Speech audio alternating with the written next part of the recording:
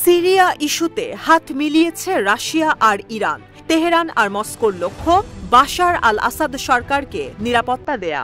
মাত্র ৩ দিনের রক্তাক্ত অপারেশনে সরকার বিরোধী ১,০০০ বিদ্রোহীকে হত্যা করেছেন পুতিন।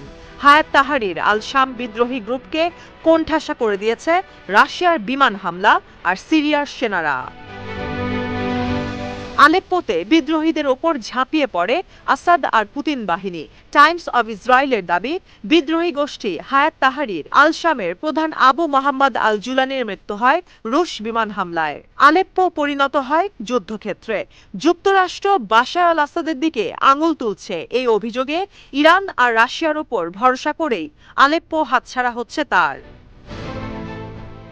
যদিও ইরান আর রাশিয়ার সহযোগিতায় সিরিয়ার সেনারা ইদলিব আর আলেপ্পোতে ১,০০০ বিদ্রোহীকে ৭২ ঘণ্টায় নিষ্ক্রিয় করে ফেলেছে। হায়াত তাহরির আল শামের বিদ্রোহীদের উত্তর পশ্চিমাঞ্চলীয় সিরিয়ায় পরাজিত করে তার দখল নিয়েছে আসাদের সেনারা।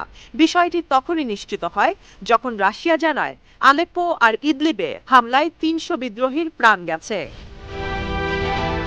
হামায় সিরিয়ার সেনারা শক্ত অবস্থান নিয়েছে, বিদ্রোহীদের দখলমুক্ত করেছে কালাত আল মাদিক, হালফায়া, তাইবাত আল ইয়াম সহ অনেক শহর।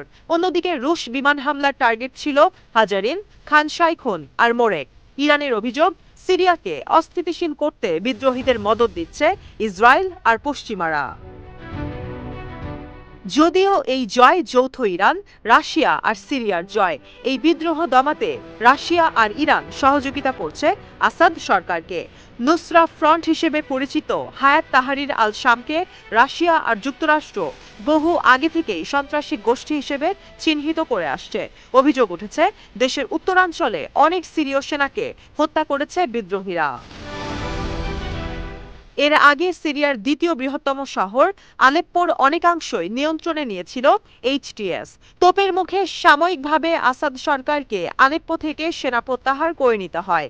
ইরান আর রাশিয়ার সহযোগিতায় এবার আলেপ্পো আর ইদলিবে বড় অভিযানের পরিকল্পনা করছে আসাদ বাহিনী।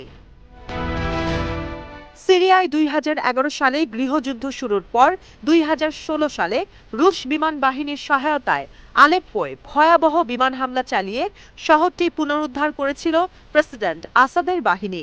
এরপর থেকে গত নভেম্বর পর্যন্ত ইরান, রাশিয়া ও লেবাননের সশস্ত্র সংগঠন হিজবুল্লাহর সমর্থন নিয়ে আলেপ্পো নিয়ন্ত্রণ করেছে তারা। এ শহরের জনসংখ্যা প্রায় ২০ লাখ।